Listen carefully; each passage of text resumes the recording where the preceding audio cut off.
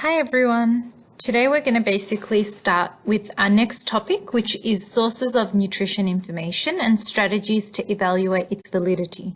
So basically what this topic is going to cover is we're looking at all the different places from which we can get information about nutrition, because we know that nutrition related information is really vast. We can find it everywhere.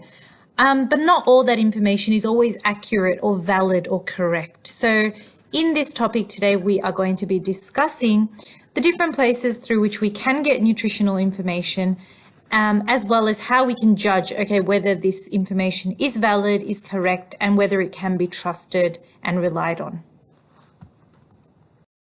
So the first slide we're going to be looking at is called sources of nutrition information. And you might remember that in the previous class, we did an activity where I asked you guys to analyze the nutritional panel and labels of some food products we brought into class. One of the reasons I wanted to do that activity was because it's important to remember that young people, like teenagers, children, even young adults, maybe the age of 17 or 18, they don't actually know how to read nutritional labels. They don't know how to read the nutritional panels of food. And for that reason, finding reliable nutritional information can be very hard to do, because most young people don't understand how they have to go about doing this, or they don't have the health literacy skills of being able to read nutritional panels, analyze and make comparisons as to which food is the best.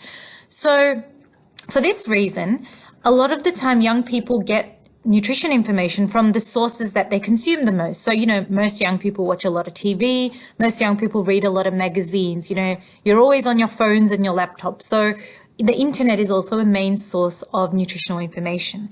However, as we know, these sources can both have their positives and their negatives. The positives are that obviously TV, magazines, and internet are very accessible. Young people enjoy consuming these kinds of media sources. But on the other hand, we obviously know that not all nutritional information found on the internet is necessarily true. We know that web pages can be very easily edited or modified, and that some people may post certain things about nutrition with certain agendas. So you might remember how we talked about the fact that, there's a lot of misconceptions around nutrition right now with all these different diets like keto, low carb, all these diets going around. So while TV, magazines, and internet do provide a very accessible source of information for young people, it's not necessarily the most reliable or trustable source 100% of the time. Now, obviously, young people were less likely, according to research, to consult dietitians, nutritionists, doctors, and there's reasons for this, Obviously, a young person can't be bothered booking a doctor's appointment to go and talk to their doctor about nutrition. They probably have other things to do. Dietitians can be quite expensive, and a young person isn't going to really muster up the initiative to go visit a dietitian on their own. It's usually by the force of some prodding by their parent, or, they might be referred to a dietitian by their doctor. It's not something the young person will do by themselves and by their own free will. So obviously, because these sources of dietitians, doctors, and nutritionists are a little bit more harder to access, and they're not readily available for the young person is less likely to get nutritional information from these sources, even though these sources like dietitians, doctors, and nutritionists are more reliable and more of a trustworthy source of nutrition information. So obviously, you can kind of see a pattern coming up here in the sense that young people will be more likely to access health-related information online, rather than other sources like face-to-face or professional clinical-based sources. So this is something we have to remember as we kind of delve into the other topics in this particular spread as well. So the first source of nutrition information that we're looking at is dietitians and nutritionists. So these are one of the most least consulted sources in terms of where young people will get their nutritional information from. It's important for you to be able to distinguish between a dietitian and a nutritionist, because although they kind of do similar work, they actually have kind of different educational backgrounds, and they kind of work in different streams or different industries some of the time as well. So it's important to remember that dietitians have to study more to be able to get to where they are. So dietitians often have a university degree. It might take them a bit longer to complete that degree, and that degree does require them to have extra kind of qualifications or extra prerequisites in order to actually complete it. So this is because dietitians do play a larger role in terms of, planning meal plans for people who have medical issues, in terms of dealing with, people who have maybe food allergies, food intolerances, anaphylaxis, planning dietary meal plans for these kinds of individuals. And so dietitians kind of slightly work a little bit more in terms of nutrition in terms of a medical focus as well as a nutritional dietary focus. Okay, so that's one of the reasons why they might be required to study a bit more, because they need to have this wide understanding of nutrition and its link to kind of actual disease and development of actual health conditions. Now, dietitians, obviously, because of this reason, they do work in hospitals. They work with food companies, like you might see a dietitian working with, Uncle Toby's to create a better muesli bar, or they might be working with Kellogg's to develop a healthier version of Cocoa Pops and other breakfast cereals. So dietitians do work in a wider range of fields compared to nutritionists. So who are nutritionists in that case? Nutritionists, also have to attend university or have some kind of post-school pathway qualification, but they tend to provide nutrition advice more in terms of educating the community. So you might see them working more in terms of community health centers and clinics. You might see them working more as teachers or lecturers, okay, at a university or at a school. So nutritionists, unlike dietitians, cannot actually administer certain treatments. They can't actually prescribe dietary supplements or nutritional supplements. And they can't really provide consultations that are very, focused in terms of preventing diseases or addressing diseases. So you won't really see nutritionists, for example, working with a child who has anaphylaxis or working with a man who has type 2 diabetes to create meal plans for him. This is not what nutritionists do. Nutritionists' main goal is educating the community through different means, whereas dietitians are more focused on the medical side of things and helping those with deficiencies or nutritional imbalances, allergies and intolerances to still meet their nutritional intake whilst avoiding foods that might be harmful for them.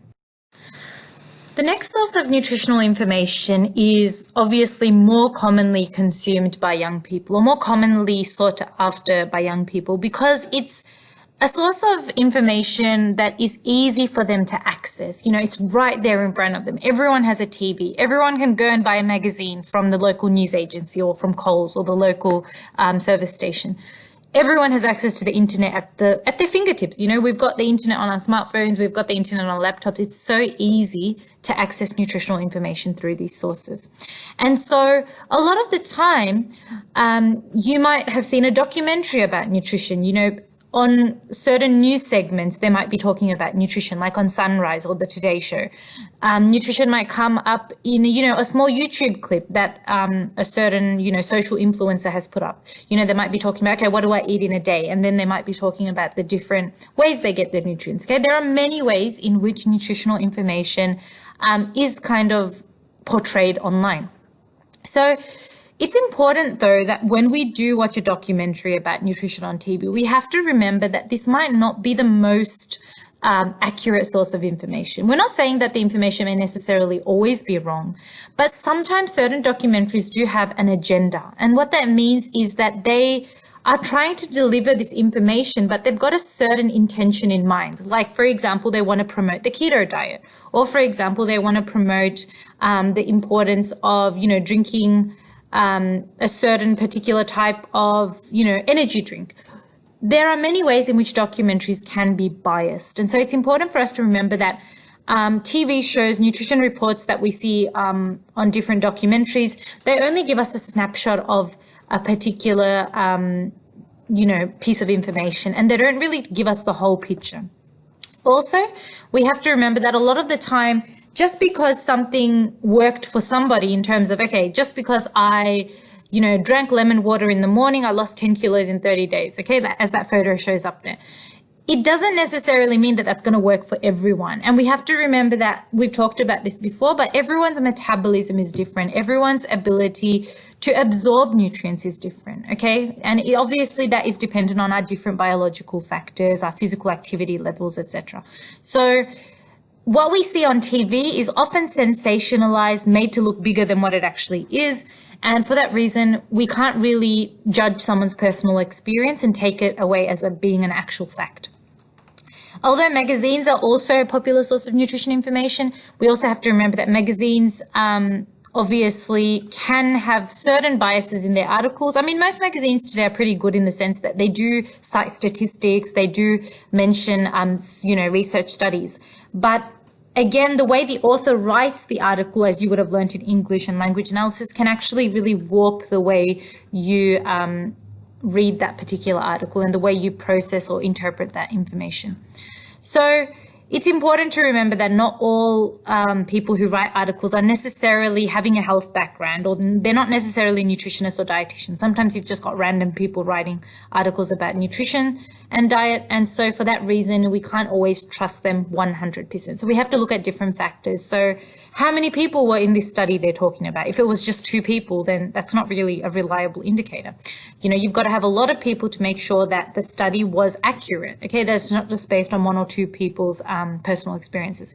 You've got to look at the author's qualifications. So are they just some random 22-year-old working at the magazine company, or are they an actual person who's got some kind of background in diet and nutrition? Okay, so these are the kinds of things that we've got to critically think about when we talk about TV, magazines, and the internet as being sources of nutritional information.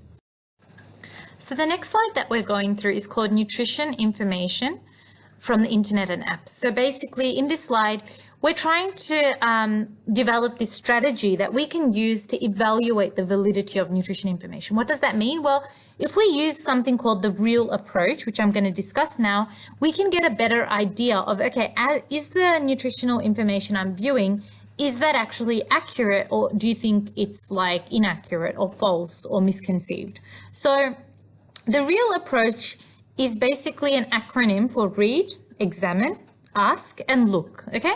So the first thing you want to be doing when you are finding nutritional information online is you want to read the URL, okay? You want to see, does the URL look legitimate? Does it end in, a word like org or .gov or .edu? If it does, then that's really good because it means that nutritional information is coming from some kind of government body or some kind of organization that has been regulated, or they have monitored this information, or they have reviewed this information to make sure that it is accurate and correct. Okay, so all your Department of Health, all your Australian Institute of Health and Welfare, the Australian Bureau of Statistics, Nutrition Australia, Heart Foundation Australia, all of these organizations are government bodies and they get a lot of support from the government. So they can't just go and publish false information or information that is exaggerated or that's not true. So a lot of the time you want to really make sure you're reading the URL. The second thing you want to do is you want to examine the contents of the website. So look if you can look into the website and see if you can find the name of the author, the organization that's behind the nutrition article. If you can't find it, then that's kind of suspicious and kind of an indication that, okay, this person doesn't want to be tracked or doesn't want to be held accountable for what they've published online. Another thing you need to be looking at is the date. So most articles about nutrition online will actually have a date attached to them. So if we look at this article, this little snippet of the article photo I've put here, vitamin C cancer fear. So that's obviously just by the name itself, you can see it's really exaggerated, really over the top. But then when I look at the date that it was published, it's 15th of June 2001. So that's almost 20 years, that's basically 20 years ago. So that's a really old and outdated article. So certain articles, if you read them at first glance, you're like, oh my God, is this the new research finding they found out about vitamin C? But when you look into the actual date, you'll realize that it's a really outdated article and that it probably isn't relevant or isn't even correct anymore, okay? You also want to look at what the authors or publishers' qualifications are. So if you've got someone writing a nutritional article about a nutrient or about diet, you want them to have some kind of background in health, nutrition, or dietetics. You don't just want them to be some random person that's just writing an article to, finish the job for the day and go back home or whatever, or to get a few bucks from advertising. So you want them to actually be a legitimate person. So that's why it's important to examine the contents of the website. You want to ask about the author's name. So again, kind of relevant to the previous point, but if you can't find the author's name, you want to email whichever person you can or whichever organization that you think is linked to the website and ask for who is the person who wrote this article. Can I get into contact with them? Because if you do find some kind of really misleading statement or big error in a nutritional article, you don't want to be spreading misinformation, and you would really want to hold the person accountable for what they've written. Okay, so that's basically asking about who wrote the article. The last one is look. So you want to look at the link. So is the page an official .org.gov or .edu page, or again, is it some kind of clickbait? So a lot of the time, you have to be careful with nutritional information online, because you sometimes get little thumbnails where it's really interesting. Like, look at this one here. It says eating 1 egg per day is as bad as smoking 5 cigarettes per day for life expectancy. And that's going to then connect you to a particular website. So if I click that, if that's clickbait and I'm basically clicking that and that's taking me into another website, then that is basically going to be giving money to the person who actually created that website. That's what we call as clickbait. So people like publish information as an ad, it lures you in, and then they're basically getting money for the simple fact that you clicked into their link.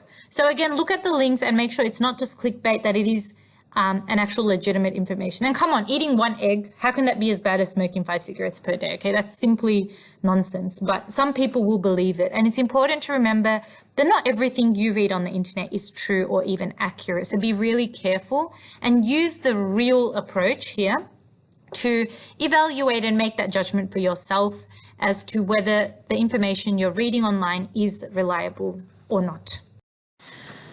Okay guys, so the last slide that we are looking at is just kind of a repetition of the previous slide, just in a diagram or visual form. I've just taken this from the other Cambridge health textbook, which we don't have. So I thought this might be a really good way of summarizing what the previous slide talked about.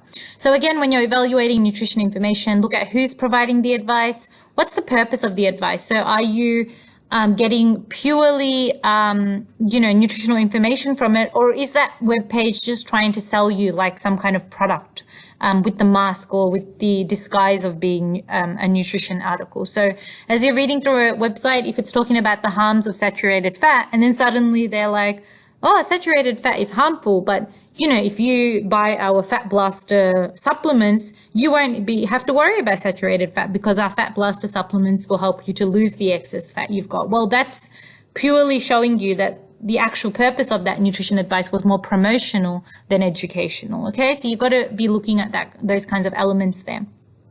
Is the information supported by, clear statistics and research, or is it just based on personal experiences? Remember, like I said before, personal experiences are never really reliable because every person is different, okay? What works for one person might not necessarily work for another person in terms of nutrition.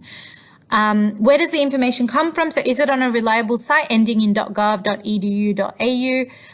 Or is it simply from some random website or written by some random person? So in general, a lot of nutrition articles that we find on sensationalist news websites like Daily Mail, even certain nutrition articles that I've seen on like BuzzFeed and those kinds of websites, which are more linked to social media, they're not always reliable. So just kind of read them, but also have a critical kind of perspective when you're reading them to make sure that you're not completely believing in every single word it says 100%. Okay, and we got to remember that there's a difference between opinion and fact. So a lot of authors who write about nutrition, if you are, for example, really passionate about the keto diet, about eating a diet high in fat, and you start writing about that, a lot of the time your personal opinions about keto can kind of bleed themselves into the article as well. So you really need to be careful as to whether this author is an unbiased and balanced view on the topic, or whether they're actually biased and they're more supporting a particular perspective, or they have a specific agenda there. And also, when was it written? So that's a really easy one. Just look at the date of the material. So the website will often say, okay, article published on blah, blah, blah. Some websites will say, okay, article last edited on this date. So some articles are edited to become updated, but a lot of them are not. So look at the date to make sure you're not reading outdated information there, and that you are reading information that is current and that is up to date. Okay, so that basically brings us to the end of our presentation for this particular topic. I hope you've got a better understanding now of the different places or sources through which we can attain nutritional information, as well as how to use the real approach as a way of evaluating or basically judging nutritional information. So if you've got any questions now, I'm basically always available on my email. So you can email me at fmunaf@wicv.net. That's if you want to privately send me a question that you might not want to post publicly on Schoolbox. However, if you want to just ask me a simple question and you don't mind it being public, you can just head over to the social stream on the class page and just post your question there. During the times that we've got the online classes, on your timetable, you'll notice that we've got online classes and offline. So during the online classes, I will be online on the other side and I will be ready to answer your questions on social stream or email straight away. During the offline classes, I will try to get to your questions as soon as I can as well. Okay, so inshallah, have a nice term break. Keep safe, practice social distancing, wash your hands, all that kind of stuff, and come ready for term 2, ready to learn more about HHD. And yeah, inshallah, have a nice term break and I will see you next term. Bye.